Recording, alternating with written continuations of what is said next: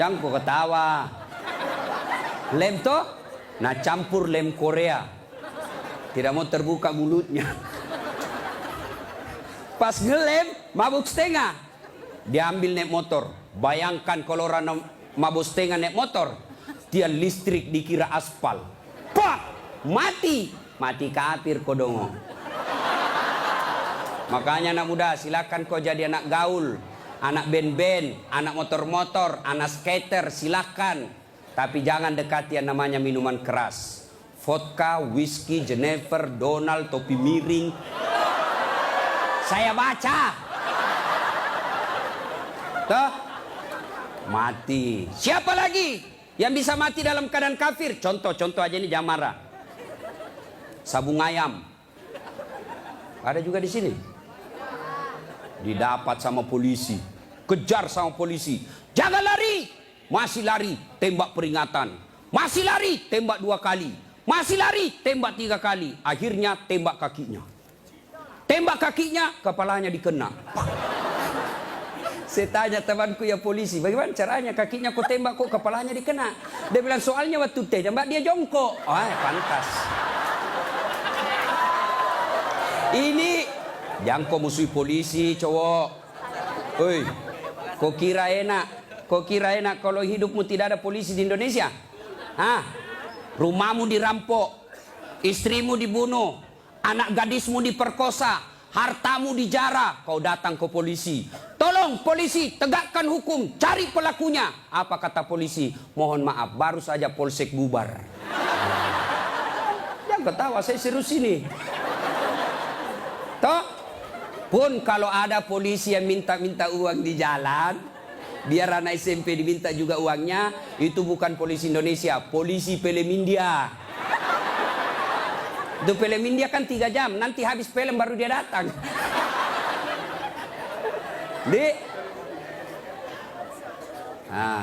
Jadi bisa jadi kita beragama Islam, tapi kemungkinan juga bisa jadi kita matinya dalam keadaan kafir. Wa qala idzan, Allah kemudian berfirman, Bismillahirrahmanirrahim. Ya ayyuhalladzina amanu dukhulu fis silmi kaffatan wa la tattabi'u khutuwatis syaitan innahu lakum adu mubin. Wahai orang-orang yang beriman, masuklah engkau ke dalam Islam secara sempurna, bukan Islam pencitraan, bukan Islam pilpres, bukan Islam pilcaleg, tapi Islamlah secara benar. Tuh caleg kalau mau dipilih pasang baleho. Pasang baliho takbir, fotonya dibalik kepalanya, siap jungkir balik untuk rakyat. Pret, beleng-beleng. Tidak. Islamlah secara benar. Wala tattabi'u khutuwatis syaitan. Dan janganlah engkau ikuti langkah-langkah setan, karena sesungguhnya setan itu musuh yang nyata bagi kalian. Musuh kalian bukan ulama, musuh kalian bukan ustadz, musuh kalian bukan tentara, musuh kalian bukan polisi, musuh kalian bukan mahasiswa, musuh kalian adalah setan, dan setan itu musuh yang nyata bagi kalian.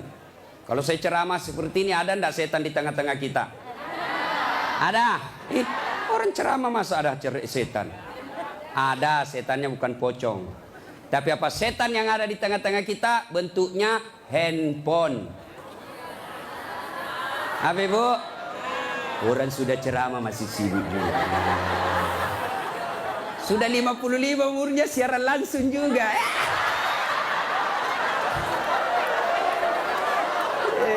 Gayanya.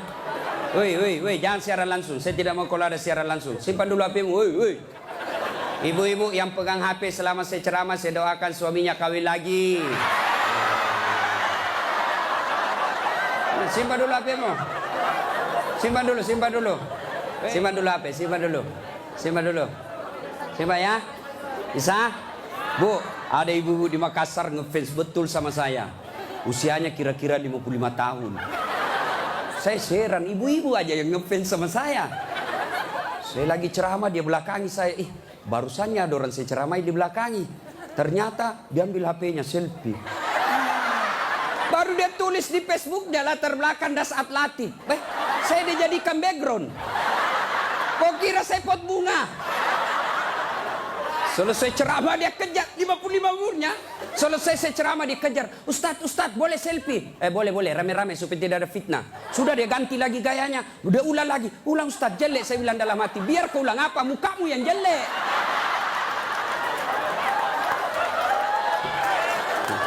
Selesai selfie. Langsung dia bilang, Ustadz, boleh cium? Hah? Haram. Nggak boleh. Nggak nafsu Ustadz, cari barakah. Haram. Coba kau masih muda. Nakal. Simpan dulu HP ya, simpan dulu ya. Bu, bisa? Nah, wa qala idzan, Allah kemudian berfirman, Bismillahirrahmanirrahim. Innallaha wa malaikatahu yusalluna 'alan nabi. Ya ayyuhalladzina amanu sallu alaihi wa sallimu taslima. Sesungguhnya Allah dan para malaikatnya bersalawat kepada Rasulullah Muhammad sallallahu alaihi wasallam, maka wahai orang-orang yang beriman, bersalawatlah kalian kepada Rasulullah dengan sebaik-baik solawat. Saya mau dengar mana lebih kencang suaranya, ibu-ibu dengan bapak-bapak. Kita tanding malam ini, siap? Siap? Nah, yuk cowok-cowok, terutama ini cowok jomblo fisabilillah. Nah, kau diam dulu, kita dengar dulu ini ibu-ibu solawat ya. Ayo bu, ayo bareng-bareng bu. Salatullah salamullah ala toha Rasulillah. Salatullah salamullah ala yasin Habibillah. Alhamdulillah. Ini bukan kencang, ini namanya syahdu. Suara begini yang kasih nafsu laki-laki. Makanya cewek, kalau kau ditelepon cowok, jangan kau kasih sahdu suaramu. Assalamualaikum, waalaikumsalam. Bagaimana orang tak nafsu sama kau? Lagi di mana dek? Di rumah aja kak. Kau tegas dong.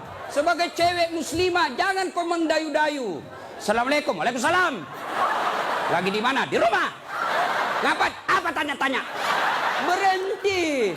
Ini waalaikumsalam. Ibu-ibu diam, kita dengar ini cowok-cowok. Ayo, cowok jangan mempermalukan jenis kelamin. Ayo. Ayo. Diam ya, diam. Kita dengar ini cowok. Yuk. Salatullah salamullah ala toha Rasulillah. Salatullah ala yasin. Masya Allah. Terima kasih. Sudah bi bos. Overdosis kok. Kita diam semua. Kita dengar ini di atas.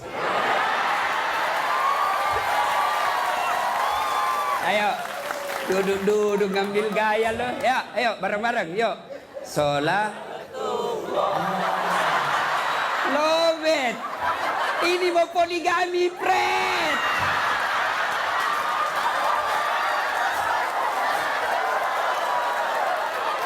Nah, ayo bareng-bareng semua. Yuk.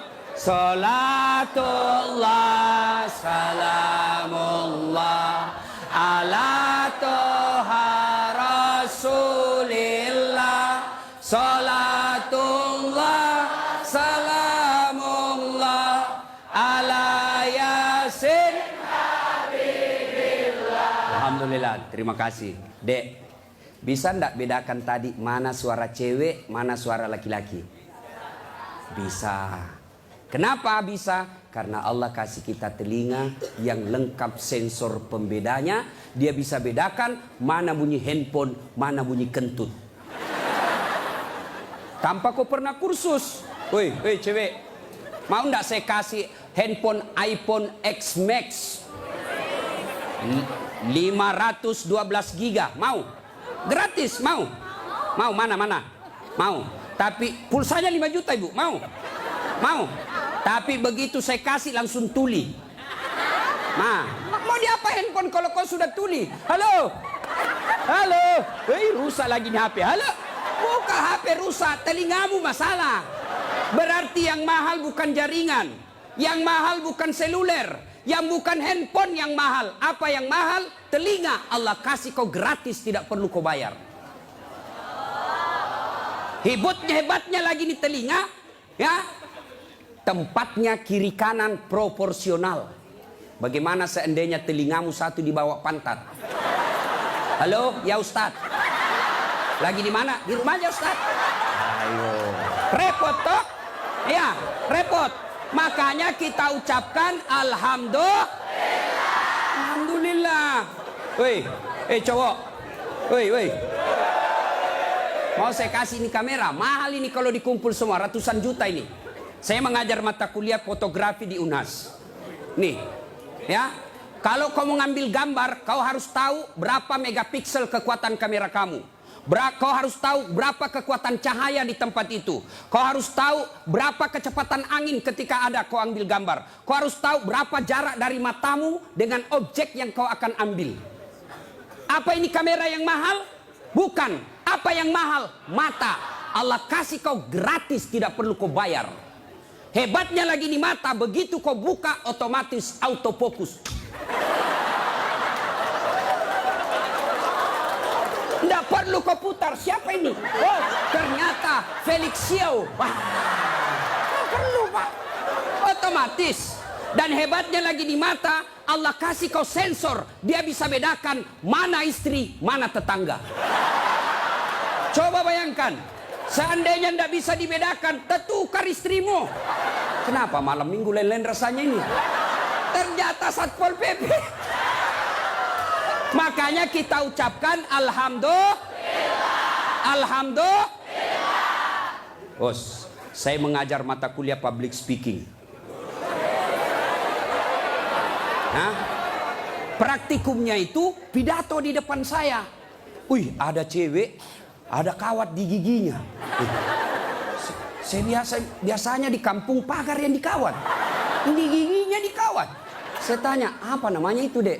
Dia bilang behel. Oh. Lidah Sulawesi ini, Bos. Jangan kau paksa saya menjadi lidah Solo. Hah? Mahal itu, Dek. Ini 20 juta. Wih, 1 kali umroh. Disimpan di giginya. Saya tanya, sini kau dulu cewek. Kau kira itu behelmu yang mahal? Bukan. Tapi apa? Gigi. Biar kau mau pasang behel harga 100 juta, ndak ada gigimu, apa kau mau kawat? Ayo, berarti yang mahal gigi. Hebatnya lagi di gigi, tumbuh dan panjangnya dibatasi. Pernah enggak kau bayangkan bagaimana seandainya gigimu tumbuh seperti rambut? Saya yakin Dude Herlino tidak akan main sinetron kalau sudah keluar giginya. Tidak ada yang mau nonton. Makanya kita ucapkan alhamdulillah. Makanya jangan kau pernah ngeluh. Jangan kau merasa putus asa. Jangan kau merasa kamu miskin. Kalian semua orang kaya.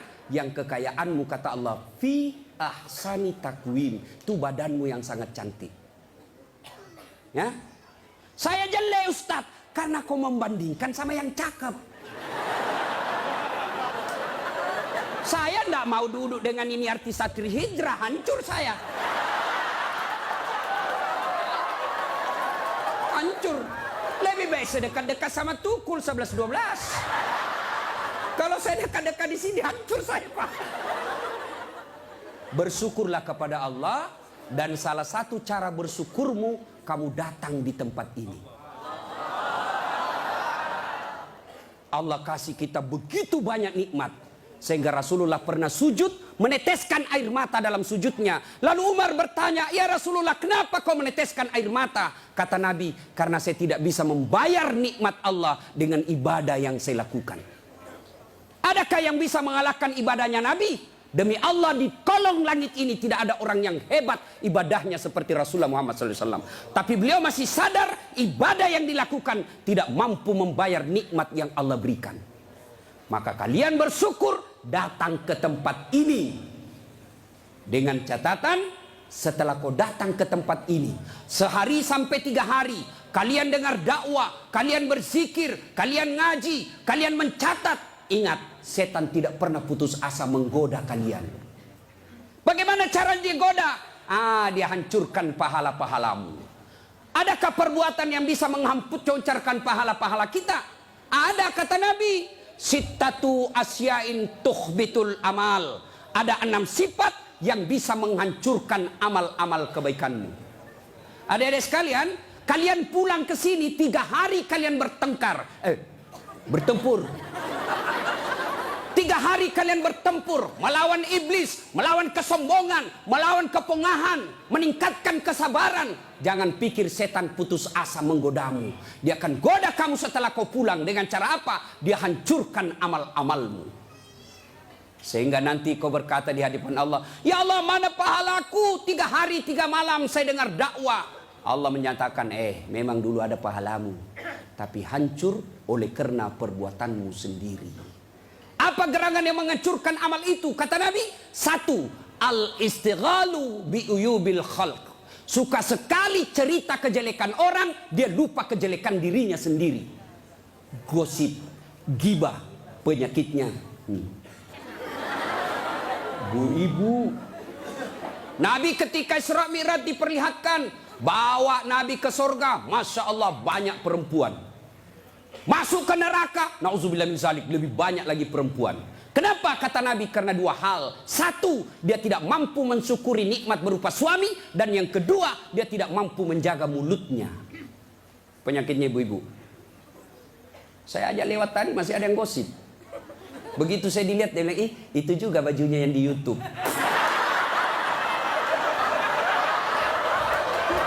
Sibuk. Kenapa? Saya pakai baju kok yang sibuk. Kang gosip. Jengkelku. Kenapa kok gosip saya? Bu, halo ibu. Penyakit ibu-ibu yang tidak bisa dikendalikan, hawa nafsu menceritakan kejelekan orang. Kalau laki-laki kumpul paling dicerita, wih, itu anak sayang. Yang pertama cakep tapi beleng-beleng. Itu yang kedua cakep, tapi ya dongok. Itu kan. Paling kita cerita itu, wah itu motor saya rewel, itu mobil saya yang tua, wah sedikit-sedikit mogok lagi, itu atap rumah saya bocor. Paling kalau bapak cerita itu, tapi coba kalau ibu-ibu. Pertama dicerita sinetron, jelek betul sifatnya itu ya. Iya toh, langsung tetangga jadi korban. Kumpul begini tuh masih ada gosip. Apa? Dia enggak ngomong tapi matanya dong. Apa? Hidungnya enggak serasi dengan roknya. Beliau kayak umbul-umbul. Sudah. 1 udah digosip. Lewat lagi 1. Apa? Palsu. Kenapa kau tahu? Lipstiknya. Kenapa kau tahu? Melengket di giginya. Coba ya. Ayo adik-adik. Ya. Nah, maka saya heran sebagai anak bangsa, kok kita dituduh orang Islam selalu menyebarkan fitnah. Islam sangat membenci fitnah sehingga Nabi mengatakan, al-fitnatu asaddu minal qatl. Fitnah itu lebih kejam daripada membunuh. Jadi pemain-pemain buser, apakah namanya itu? Cocok nih? Baser, apakah itu? Yang suka cari-cari duit dari menyebarkan fitnah. Hah? Yo itu baser. Hah? Manalah. Tidak adalah kita orang Islam. Suatu kali Nabi menyampaikan, barang siapa yang mengucapkan 2 kalimat syahadat, diyakini sampai mati pasti masuk surga. Abu Hurairah senang dengar ini. Lalu Abu Hurairah berlari-lari kecil menuju ke pasar. Dengan tujuan apa? Dia mau menyampaikan berita gembira ini. Lalu didapat oleh Abu Bakar, oleh Umar. Abu Hurairah, kau mau pergi mana buru-buru? Saya mau menyampaikan berita penting. Apa itu? Barusan saja saya dengar menyampaikan Nabi, siapa yang syahadat, yakin sampai mati, pasti masuk surga. Umar berkata, betul kok Nabi bilang begitu? Betul. Saya tidak percaya. Ayo kita datang ke sumber. Dalam teori komunikasi inilah disebut check and recheck. Datanglah Umar klarifikasi ke sumber berita Rasulullah. Ya Rasulullah, katanya Anda mengucapkan siapa yang syahadat yakin sampai mati pasti masuk surga. Apa betul berita seperti itu ya Rasul? Nabi katakan betul. Tapi ya Rasulullah, ada apa? Ini Abu Hurairah, dia mengumumkan di pasar. Terus saya khawatir nanti disalahpahami umat kita. Biar tidak sholat yang penting syahadat masuk surga. Biar judi yang penting syahadat masuk surga. Biar zina yang penting syahadat masuk surga. Saya salah paham nanti orang, saya khawatir hadis ini dipahami dengan salah. Lalu Nabi katakan, oke, jangan kau sampaikan ini halal umum, karena dia bisa mengganggu kemaslahatan umat. Itulah sebabnya kita kenal dalam Islam, likulli makam makal, walikulli makal makam. Setiap ada ucapan, ada tempat yang cocok untuk ucapan itu, dan setiap tempat ada ucapan yang cocok untuk tempat itu. Maka ibu-ibu harus bijaksana memegang WhatsApp, harus bijaksana memegang medsos. Kenapa? Karena jika ibu salah menempatkan medsos itu, maka ibu bisa berujung pada penjara. Dua, yang bisa menghancurkan amal kebaikan kita. Apa itu kata Nabi? Hubbud dunia, terlalu cinta kepada dunia. Cinta dunia boleh, cinta dunia boleh. Mana yang tidak boleh? Terlalu cinta kepada dunia. Nah ibu, yuk. Salatullah ala toha Rasulillah. Salatullah ala yasin. Cinta dunia. Mana cinta dunia? Satu, menganggap enteng ibadah. Hayya 'alas shalah. Sebentar, masih panjang waktu duhur. Ini kan sampai jam 3. Cinta dunia. Mana lagi cinta dunia? Ini paling banyak cewek. Mukanya dia tidak terima dengan ikhlas. Mukanya dikira tembok, coklat, biru, abu-abu, krem. Sekarang cewek kan banyak palsu. Bulu matanya panjang, palsu. Matanya biru, palsu. Bibirnya merah, palsu. Pantatnya gabus, palsu. Itu terlalu cinta dunia. Perempuan kan sekarang bingung saya lihat. Rambutnya panjang, mau dikasih keriting. Yang keriting rambutnya dia kasih lurus. Iya kan? Allah sudah kasih yang baik, dia tidak syukuri. Begitu mulai putih rambutnya, stres, dia kasih semer. Kena matamu, cinta. Karena waktu yang sangat terbatas. Yang ketiga, apalagi yang bisa menghancurkan amal ibadah kita? Qillatul haya, kurang rasa malu. Oh, ini banyak di Indonesia. Anggota DPR malu dong, sudah digaji oleh rakyat, uang rakyat, kalian tidur saja. Dedek, pernah dengar cerita anggota DPR di akhirat? Hah? Jadi anggota DPR kan ada penghafal Quran, masuk dalam surga. Begitu masuk dalam surga dilihat, kok banyak anggota DPR di sini? Di negara aku banyak di OTT karena korupsi. Dia pergi protes sama malaikat penjaga surga. Malaikat, kenapa banyak ini masuk anggota dewan dalam surga? Di negara saya banyak yang korupsi. Dia bilang anggota penjaga surga, dah sok ribut. Kenapa? Dia cuma reses. Sebentar lagi pulang ke tempat asalnya.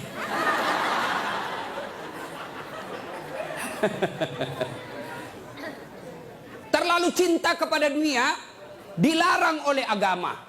Maka oleh sebab itu kita diberikan hanya syukuri nikmat yang Allah berikan. Yang ketiga, qillatul haya, kurang rasa malu. Malu dong menyebarkan fitnah. Malu dong jadi artis tapi menyebarkan syahwat. Malu dong jadi pejabat tapi korup. Malu dong jadi kontraktor tapi rampok. Pernah dengar cerita kontraktor di akhirat? Hah? Oh, ini penghuni akhir, penghuni surga sama penghuni neraka baku SMS.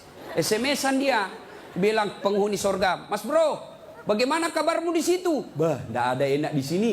Di blender terus kita di sini. Enggak ada jam istirahat." "Kau di situ bagaimana kabarmu di surga?" "Masya Allah, enak betul. 1 laki-laki 7 bidadari." Bayangkan Pak, 7. Dan itu bidadari tidak pernah kentut. Seperti istri kita di rumah 7 kali kentut 1 hari. Tidak pernah kentut. Perawan terus. 7 bidadari. Sampai jam berapa?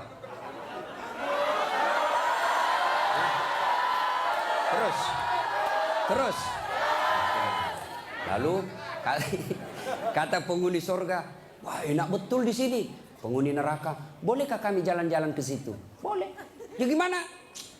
Penghuni neraka kan kreatif. Banyak solusinya. Gimana? Sudahlah, tidak usah cemas. Kami bikin jembatan dari surga, kamu juga bikin jembatan dari neraka. Kita ketemu di tengah. Setuju? Setuju. Lelang proyek. Keluar pemenang tender. Kerjalah. Hari pertama hancur juga ini, Ustaz. Aduh. Nasib sial saya ini malam. Uang merah kek.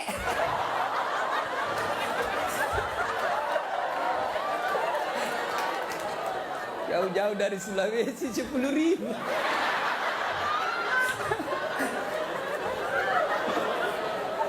Nah, lalu dia bilang, hari pertama proyek dari neraka selesai 50%. Hari kedua selesai 70%. Hari ketiga tuntas, efektif dan efisien. Selesai proyek. Sampai di tengah dilihat-lihat di proyek dari surga. Kenapa belum mulai-mulai? Dia teriak lah, ini dari neraka. Mas bro, kenapa kau belum mulai proyekmu? Kami sudah sampai di tengah sesuai perjanjian. Kenapa kau belum mulai? Kata penghuni dari surga, bagaimana mau dimulai? Pemborong, kontraktor, pengawas, panitia, ada semua di situ.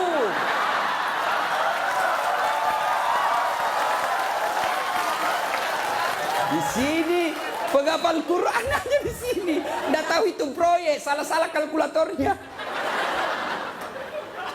Ya, cinta dunia, ya, kurang rasa malu. Mana lagi yang kurang rasa malu? Kalian cewek. Ayo, ibu-ibu hadir di sini, alhamdulillah. Tapi tolong yang paling banyak kurang rasa malunya sekarang perempuan. Mulai dari cara berpakaiannya. Kata Nabi, suatu waktu nanti perempuan berpakaian tapi telanjang dan mereka menyukainya. Berpakaian tapi telanjang dan anehnya mereka suka. Mana disebut berpakaian tapi telanjang? Lihatlah sekarang. Saya selalu istilahkan, lebih susah lihat paha ayam kampung daripada paha cewek. Yang ketawa, saya serius ini. Coba lihat paha ayam kampung. Bapak harus kembali kampung dulu. Kan namanya ayam kampung, jadi kita harus kampung dulu. Iya toh? Sampai di kampung, kau sudah lihat pahanya ayam? Tidak. Kau beli dulu 100.000. Sudah kau beli, sudah kau lihat pahanya?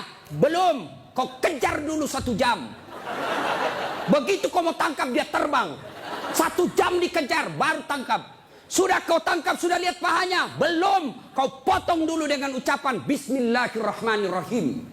Sudah kau potong, sudah lihat pahanya? Belum. Kau rebus dulu 15 menit air panas. Sudah kau rebus, sudah lihat pahanya? Belum. Baru dicabut.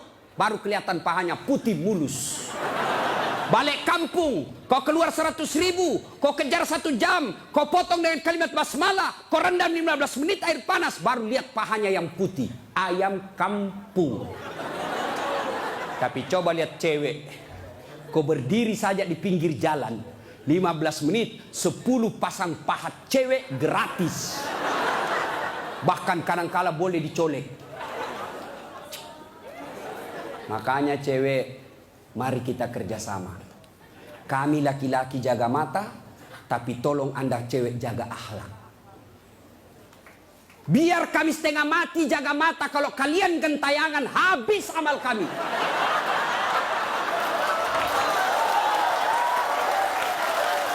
Ya, saya kalau mau pergi mengajar di kampus, saya ngaji dulu beberapa ayat, sholat duha dulu 2 rakaat, baru 1 kilometer saya naik mobil hancur amalku. Sebelah kanan ketek, sebelah kiri dada, di depan paha. Nggak mungkinlah saya jalan terus begini. Tiang listrik ku tabrak. Hei cewek, hei, mari kasihani mata kami. Dilihat, haram? Tidak dilihat, barang bagus.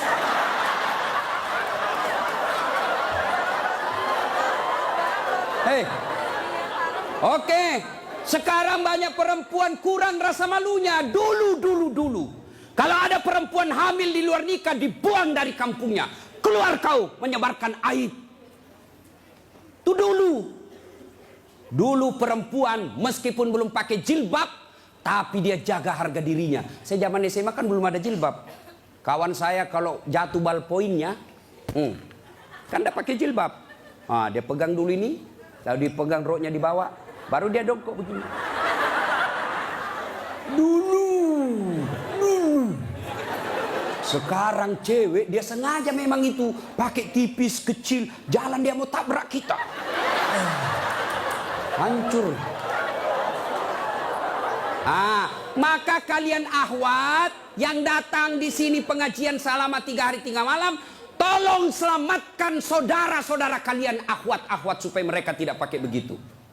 Kalian tularkan itu jilbabmu kepada saudara-saudara muslimah. Jangan kau biarkan mereka, dakwai mereka. Dia mau dengar atau tidak, kewajibanmu sampaikan, soal diamalkan urusan lain. Terutama juga yang pakai jilbab tapi tidak memenuhi syarat. Pakaian jilbab itu, pakaian menurut Islam itu ada 4 syaratnya. Nih dengar baik-baik yang mau bikin baju. 1, syarat pakaian itu nutup aurat. Alhamdulillah kalian semua nutup aurat. Mana auratnya perempuan? Seluruh anggota tubuhnya kecuali telapak tangan, telapak kaki. Ustadz itu pakai jilbab kelihatan lehernya, tinggal lehernya dibakar nanti. Ya, kelihatan pahanya nanti dibakar. Kalau cewek masih enak dilihat. Ini ada juga orang tua, sudah mau ada cucunya. Pakaiannya saya tanya, Bu, kenapa pakai begitu? Ibu sudah tua. Dia bilang, ini baru ada, dulu waktu saya gadis tidak ada begini, Ustaz. Ini namanya bagus, dikasih ibu, kasih STNK. Tahu STNK? Sudah tua, nakal kembali. Kasih itu STNK itu buru-buru gitu. Laki-laki mana auratnya? Pusat sampai lutut. Artinya adik-adik, kalian yang sudah mengaku diri hijrah, silakan main futsal, silakan main bola, silakan olahraga, tapi tolong jangan kelihatan pahamu. Pahamu adalah dosa ketika kau kelihatan. Kau suruh saudara putrimu jilbab, kalian main bola kelihatan paha, dosa. Nggak ada nafsu lihat pahaku. Siapa bilang? Siapa tahu ada janda-janda tua sudah lama nggak lihat paha. Bisa jadi. Ya. Yang kedua, syarat pakaian menurut Quran, nutup aurat. Yang kedua, tidak mempertontonkan lekuk-lekuk tubuh. Ada orang pakai jilbab tapi bajunya sempit. Susah jalannya. Coba lihat itu kalau ada pengantin. Pakailah jilbab sakaratil maut. Yang 3 lapis, kuning, biru, abu-abu. Dikasih biru lagi sedikit. Ada talinya dia ikat-ikat dulu. 2 meter dia kasih di lehernya. Kasih dulu. Mulai tidak bisa goyang tangannya. Bajunya sempit. Roknya sempit. Jalanlah dia bilang suaminya, buru-buru ibu kita ketinggalan. Tunggu dulu Pak. Dongok. Itu namanya beleng-beleng. Tahu beleng-beleng? Dongok. Tahu dongok? Kaulah itu. Ayo. Syarat yang ketiga, cowok juga. Kalian pikir kalau kau cowok berpakaian ketat-ketat tidak berdosa? Dosa juga itu. Yang kami mencengkelkan itu yang gendut. Masuklah dia di masjid pakai kaos oblong. Begitu dia ruku, mulai mencemaskan. Sujud, ada celengan. Beleng-beleng.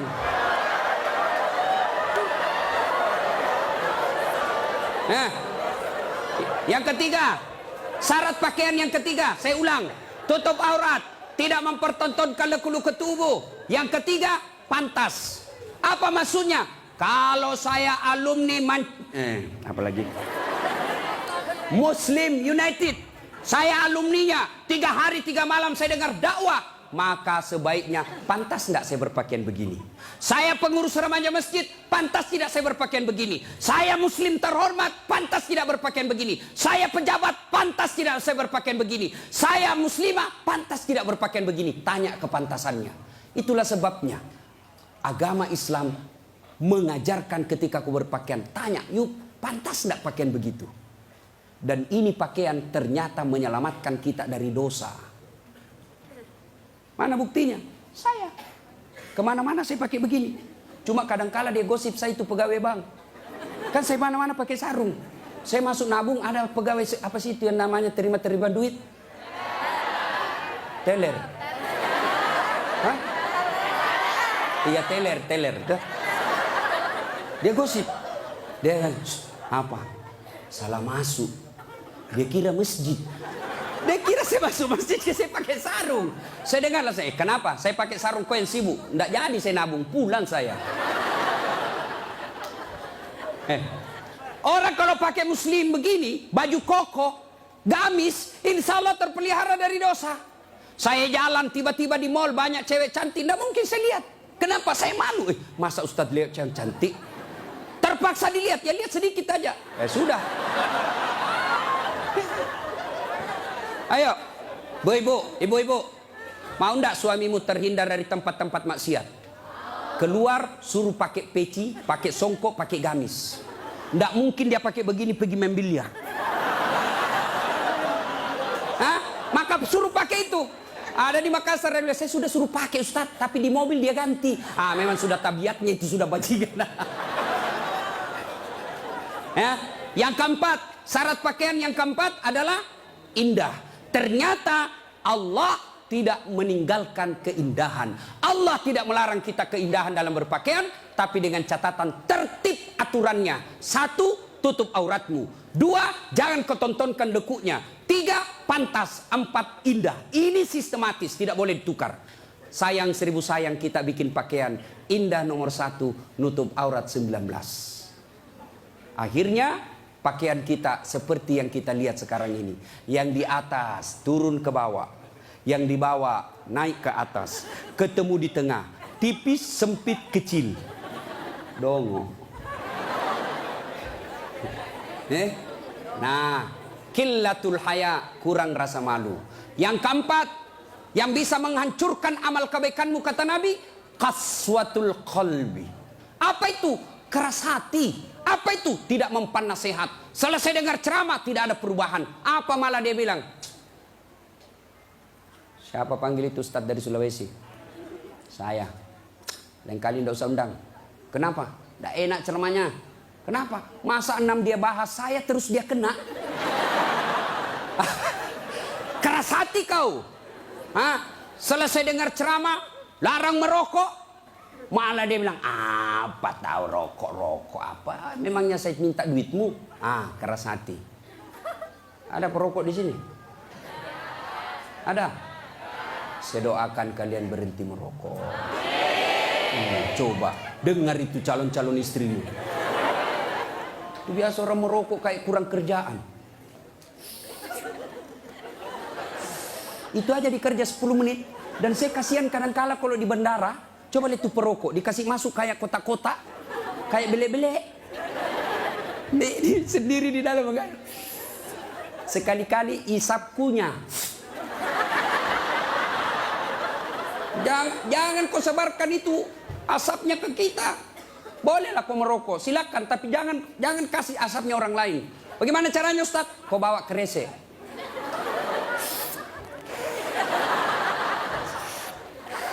Itu bebas polusi. Ibu-ibu setuju enggak suaminya berhenti merokok? Kalian membenci 9 naga. Kalian membenci mereka-mereka itu. Tapi kalian beli rokoknya. Kalau kalian mau hancurkan mereka, berhenti kau merokok. Lebih baik itu rokokmu anak muda, kau tabung, lamar cewekmu. Kau juga cewek, jangan terlalu lama mau dipacari. Ini pacaran Islami Ustaz, pret. Pacaran syar'i. Mana ada pacaran syar'i cilaka? Dengar ini cewek. Kau sudah 2 tahun dipacari tidak dilamar-lamar, berhenti kau. Kasih tahu itu cowokmu. Motor aja dicicil 1 tahun sudah lunas. Kamu sudah 2 tahun dipacari tidak dilamar-lamar. Modal 10.000. Roti 1. Teh botol 1, autan 2.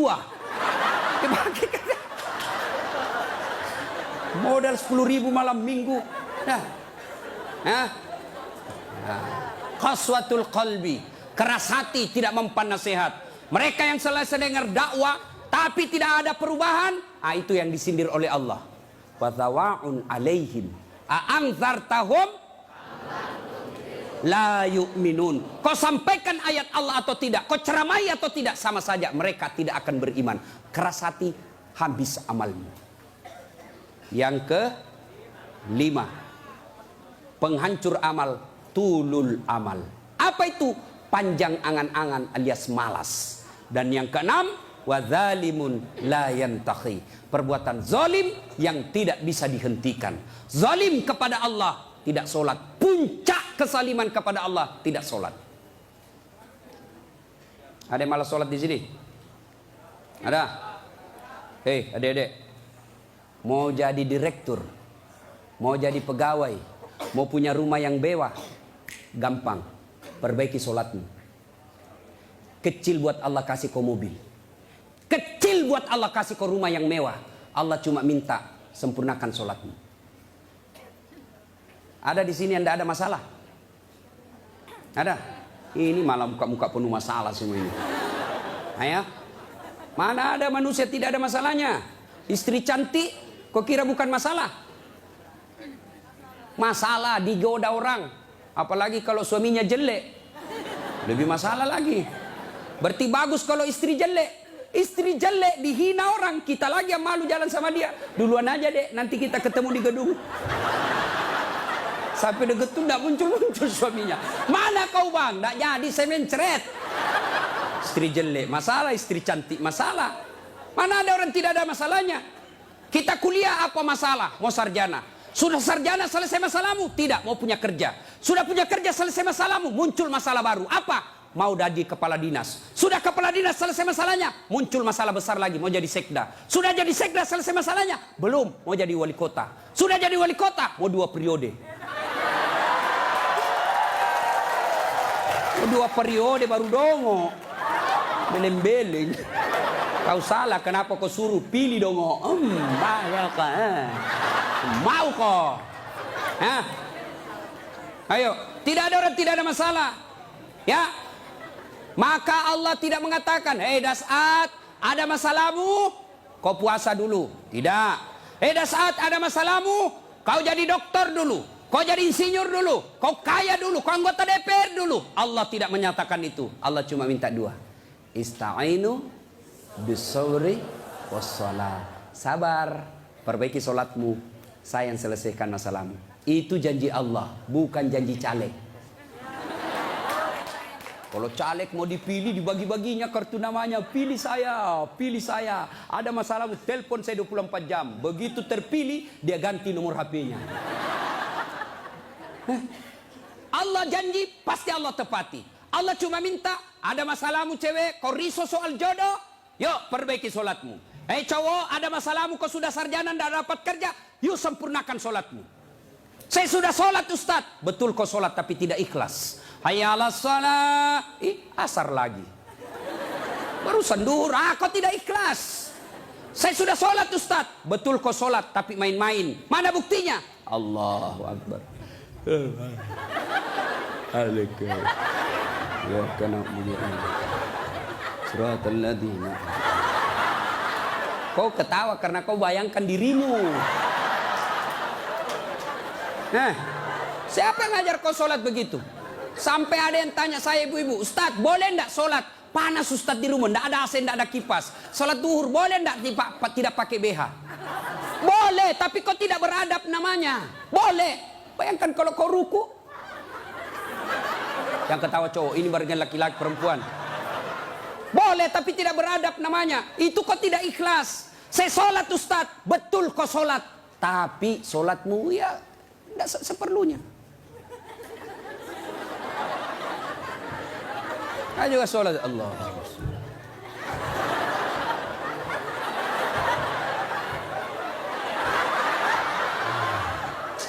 30 tahun kau sholat kalau begini gayamu bos. Adik-adik, kau punya handphone? Ibu-ibu punya handphone? Waktu beli handphone itu ada buku pedoman kan? Iya. Dan di situ ditatat merah tebal buku pedoman petunjuk pemakaian handphone. Dicatat besar-besar, catatan penting. Baca buku pedoman ini sebelum penggunaan handphone. Handphone aja kau pakai itu belum tentu untuk kebaikan. Ada buku pedoman penggunaannya. Sholat kalian yang pakai 5 kali sehari semalam paling sedikit. Lalu kenapa kau tidak pernah buka buku pedoman sholatmu? Ya. Nah, maka Bu, Bapak, perbaiki saja sholat. Insya Allah selesai masalahmu. Ya? Zolim. Zolimun la yantahi. Perbuatan zolim yang tidak bisa dihentikan kepada Allah. Yang kedua, zolim kepada jenis kedua, zolim kepada sesama manusia. Tidak usah zolim kepada tetangga. Ibu-ibu zolim kepada suaminya. Mana ibu-ibu zolim kepada suaminya? Suaminya dijadikan tahanan kota. Baru keluar 1 jam ditelepon. Di mana kau, Pak? Di mana kau? Keluar kau, pulang kau. Bagaimana kita tidak cepat mati? Kita keluar, kau cari, sampai di rumah kau maki-maki, baik kalau kau cantik. Berat badan makin nambah. Duduk makan canggoma. Nonton sinetron ngangkat ketek sambil menguap. Kita di jalan semua harum cewek-cewek, sampai di rumah la haula wala quwwata illa billah. Suami zalim kepada istrinya. Contohlah Rasulullah, ya. Rasulullah itu sangat romantis. Maka orang yang zalim kepada Allah adalah tidak menunaikan kewajibannya kepada Allah. Zalim kepada sesama manusia, hak-haknya orang dia serobot. Dan yang ketiga, zalim kepada diri sendiri. Apa zalim kepada diri sendiri? Dia sudah tahu maksiat, tapi dia tetap lakukan. Maka menghindari semua itu, kita hadir di tempat ini sebagai wujud kita cinta kepada Allah. Mudah-mudahan kesalahan-kesalahan kita diampuni oleh Allah Subhanahu wa taala. Banyak yang ingin kita sampaikan, tapi waktu jualah yang membatasi kita. Insya Allah lain waktu dan kesempatan kita akan lanjutkan. Kalau masih mau dengar ceramah saya, gampang. Gimana caranya, Ustadz? Ambil handphonemu, buka YouTube, tulis nama saya Das'at Latif. Keluarlah ceramah saya ratusan. Sudah itu jangan lupa kasih tanda begini. Yang ketawa, saya serius ini bos. Yang kau kasih begini. Kalau kasih begini, dia cari kau malaikat pencabut nyawa. Masa ceramah kau kasih begini? Nggak enak perasaan kau lihat ceramah mata kasih begini bos. Kalau kau nggak senang, ya sudah, nggak usah komentar. Cuma cepat habis kota, 1 jam habis menguras kota. Maka saya sediakan ceramah yang tidak menguras kota. Gimana caranya? Follow saya di Instagram. Das'at Latif 1212. Das'at Latif 1212. Sudah ku follow Ustaz, tidak mau terputar ceramahmu. Hakul yakin dada datamu. Kau beli kota dulu ya. Sudah ibu bapak, mudah-mudahan ada manfaat.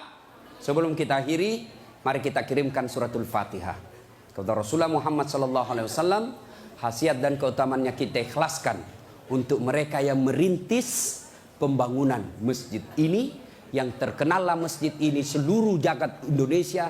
Masjid ini adalah masjid pergerakan umat Islam di Yogyakarta. Mari kita doakan. Mudah-mudahan orang-orang yang berpartisipasi dalam pembangunan masjid ini dan pelaksanaan acara ini, Allah mudahkan hidupnya, Allah balas segala kebaikannya, Allah angkat derajatnya, dan jika kelak menghadap kepada Allah, Allah hadapkan dalam iman dan Islam. Al-Fatihah. Bismillahirrahmanirrahim.